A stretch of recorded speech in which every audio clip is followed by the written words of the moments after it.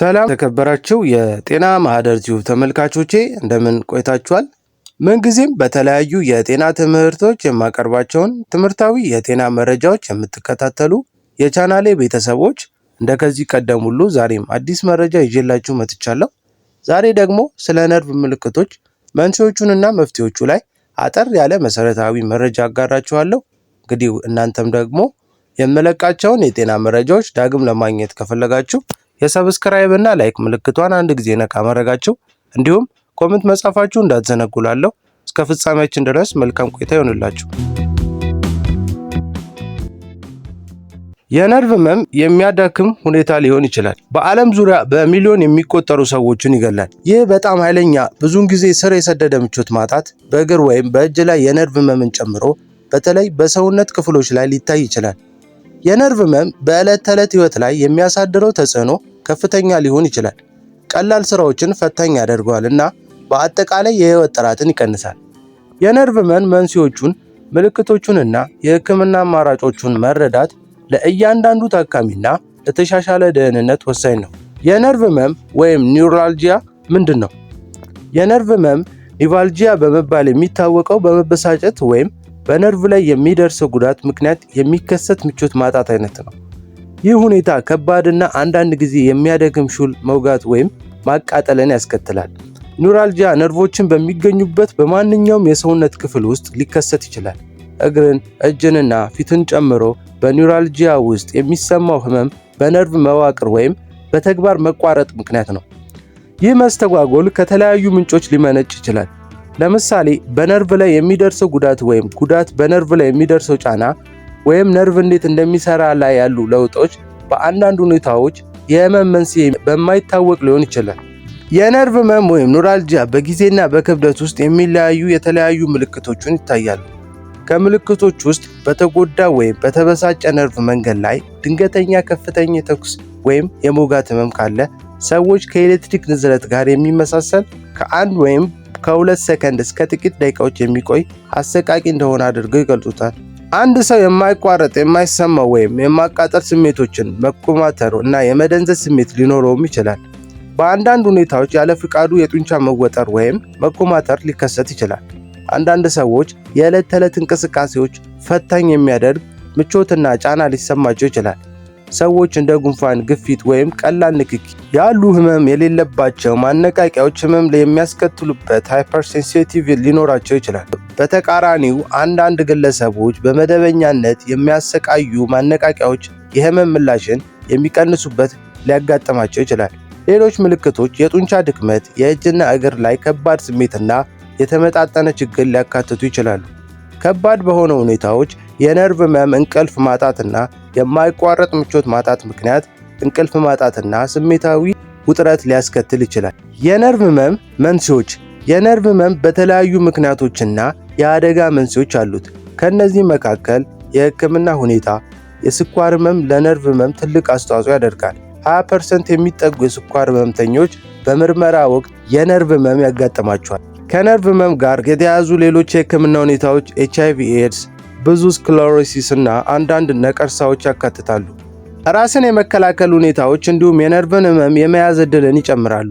እንደ በሉክሚያ ወይም ሊምፎማ የመሳሰሉ ከባድ የበሽታ መከላከያ መድኃኒቶችን የነርቭ ህመም የመያዝ ዕድል በእጅጉ ይጨምራል። በአንጎል በአከርካሪ አጥንት ወይም በነርቭ ላይ የሚደርስ ጉዳት ለነርቭ ህመም እና ለነርቭ የደም አቅርቦት ችግር ሊያስከትል ይችላል።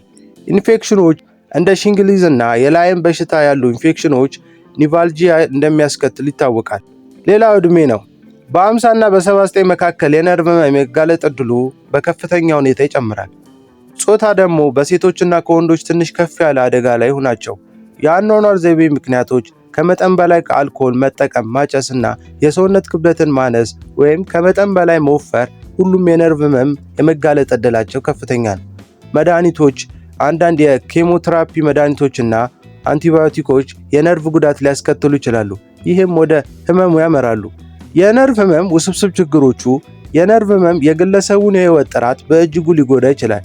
ይህ ወደ ተለያዩ ችግሮችን ያመራል። እነዚህም የሚከተሉት ሊያካትቱ ይችላሉ።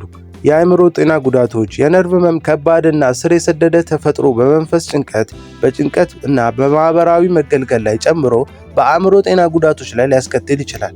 ብዙ ህመምተኞች እንደ መራመድ፣ መስራትና መተኛት ባሉ የዕለት ተዕለት እንቅስቃሴዎች ላይ ከፍተኛ ጣልቃ ገብነት ያጋጥማቸዋል። በአንዳንድ ሁኔታዎች የነርቭ ህመም የጡንቻን ድክመት፣ መቆራረጥና ወይም ሽባነት ሊያስከትል ይችላል።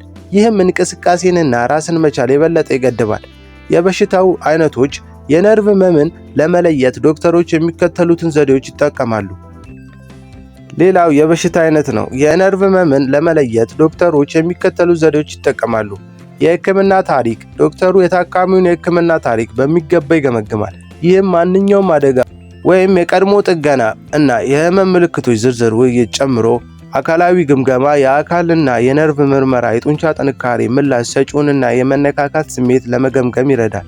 ሌላው ቀጭን መርፌ ኤሌክትሮድ ወደ ጡንቻው ውስጥ በማስገባትና በእረፍት እንቅስቃሴ ላይ የኤሌክትሪክ እንቅስቃሴ መመዝገብን ያካትታል። የጡንቻ እንቅስቃሴ መቀነስ የነርቭ መጎዳትን ሊያመለክት ይችላል። የነርቭ ምልከታ ጥናቶች የኤሌክትሪክ ምልክቶች በነርቮቹ ውስጥ ምን ያህል እንደሚያልፍ ለመለካት በሰውነት ላይ በተለያየ ቦታ የተቀመጡ ኤሌክትሮዶችን ይጠቀማሉ። ማግኔቲክ ሬዞናንስ ኢሜጂንግ በነርቭ ጉዳት የተጎዱ አካባቢዎች ዝርዝር ምስሎች ለማግኘት መግነጢሳዊ መስኮቶችን እና የራዲዮ ሞገዶችን ይጠቀማል። አልትራሳውንድ ጉዳት የደረሰበት አካባቢ ምስሎችን ለመፍጠር ከፍተኛ ድግግሞሽ በድምፅ ሞገድ ይጠቀማል። ሌላው ዶክተር መቼ ማየት አለቦት የሚለው የሚከተለው ከሆነ የህክምና እርዳታ መፈለግ በጣም አስፈላጊ ነው። የነርቭ ህመም ምልክቶች ይቀጥላሉ ወይም ይባባሳሉ።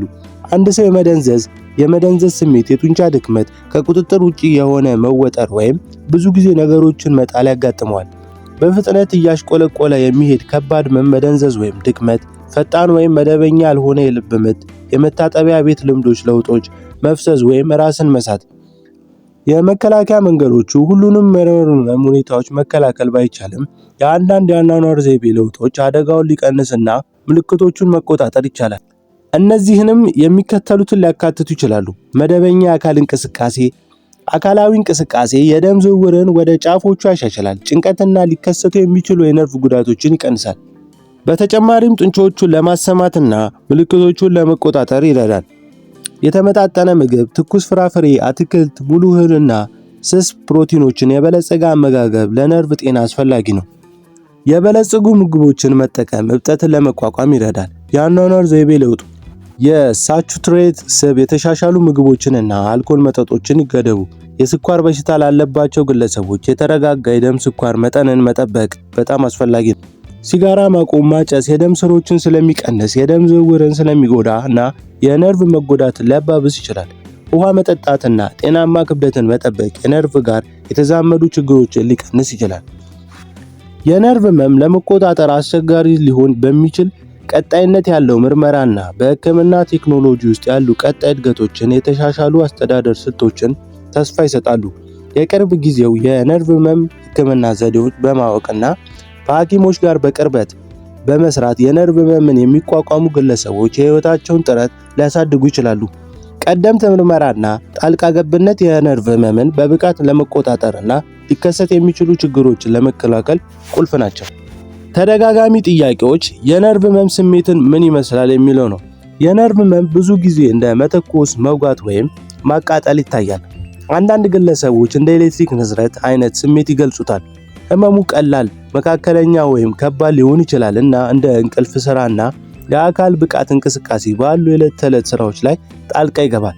ብዙ ሰዎች የመንካት ወይም የመንቀዝቀዝ ስሜትን ይጨምራሉ እና ቀላል ቆዳን መቦረሽ እንኳን ምቾት ያመጣል። ሁለተኛው ለነርቭ ህመም ወዲያውኑ ምን ይሰራል የሚለው ነው። ለነርቭ ህመም ፈጣን ፈውስ ባይኖርም አንዳንድ ህክምናዎች ፈጣን እፎይታ ሊሰጡ ይችላሉ። በተጎዳው የሰውነት ክፍል ላይ ሲተገበር የአካባቢው ማደንዘዣ ወይም ካፕሳይሲን የያዙ ቅባቶችንና ቅባቶቹ ወዲያውኑ የመደንዘዝ ስሜትን ሲሰጡ ይችላሉ። ያለ ሐኪም ማዘዣ የህመም ማስታገሻ መድኃኒቶችን ለመለስተኛ የነርቭ ህመም ሊረዱ ይችላሉ፣ ነገር ግን ብዙ ጊዜ ለከባድ ጉዳቶች በቂ ጥንካሬ የላቸውም። ሶስተኛው ለነርቭ ህመም ለዘለቄታዊ እንዴት ማስቆም ይችላል? የነርቭ ህመም በቋሚነት ማቆም ዋናው መንስኤ በመፍታት ላይ የተመሰረተ ነው። የህክምና አማራጮች፣ መድኃኒቶች፣ የአኗኗር ለውጦችና በአንዳንድ ሁኔታዎች ቀዶ ጥገና ሊያካትቱ ይችላሉ። የነርቭ ህመም ለመቆጣጠር ነው። ጸረ ጭንቀቶች በተለመዱ የታዘዙ ናቸው። የነርቭ ህመምን ለመቆጣጠር ጸረ ጭንቀቶች በተለምዶ የታዘዙ ናቸው። እንደ ስኳር በሽታ ጋር ለተያያዙ ኒውሮፓቲ ላሉ ሁኔታዎች ለተሻለ የደም ስኳር አያያዝ የነርቭ መጎዳት እድገትን ሊያዘገይ ይችላል። የነርቭ ህመም የቤት ውስጥ መፍትሄዎች በቤት ውስጥ የሚደረጉ በርካታ የነርቭ ህመም ህክምናዎች የነርቭ ህመምን ለማስታገስ ይረዳሉ። እነዚህ ሙቀት ወይም ቀዝቅዞ ሽግት ለተጎዳው አካባቢ ማመልከት፣ እንደ ማሰላሰል ወይም ጥልቅ መተንፈስ ያሉ የመዝናኛ ቴክኒኮች መለማመድና የደም ፍሰትን ለማሻሻል አዘውትሮ የአካል ብቃት እንቅስቃሴ ማድረግን ያካትታሉ። አንዳንድ ሰዎች በአኩፓንቸር ወይም በማሳጅ ህክምና እፎይታ ያገኛሉ። ይሁን እንጂ ማንኛውም አዲስ ህክምና ከመሞከሩ በፊት ሐኪም ማማከር አስፈላጊ ነው። የነርቭ ስርዓታችን የሰውነት መቆጣጠሪያ ነው። መዝረብ፣ መቃጠል ወይም ስሜት መቀነስ ቢጀምር ችላ አትበል። ቀድሞ በመመርመርና ትክክለኛ ህክምና ነርቭን ያድናል። ጤናማ ምግብን፣ እንቅስቃሴ ነርቭን ያጠነክራሉ። ምልክቱን ካየህ ጊዜው ላይ ሐኪም ማማከር። እንግዲህ ውድ ተመልካቾቼ ጥሩ ግንዛቤና አጠር ያለ መሰረታዊ መረጃ እንዳጋራኋችሁ ተስፋ አደርጋለሁ። እናንተም ደግሞ ከዚህ ቪዲዮ ጥሩ ትምህርት ከወሰዳችሁበት እንዲሁም ከተማራችሁበት እንዲሁም ቁም ነገር ካገኛችሁበት ለወዳጅ ሼር አድርጉ። በተጨማሪም ሌሎች ጠቃሚ የሆኑ የጤና መረጃዎች እንዲደርሷችሁ ሰብስክራይብ እና ላይክ፣ የተሰማችሁን ደግሞ ኮሜንት ማድረጋችሁ እንዳትረሱ ላለሁ። ቀጣይ በሌላ የጤና ርዕስ ጉዳይ እስክንገናኝ መልካም ጊዜ ይሁንላችሁ።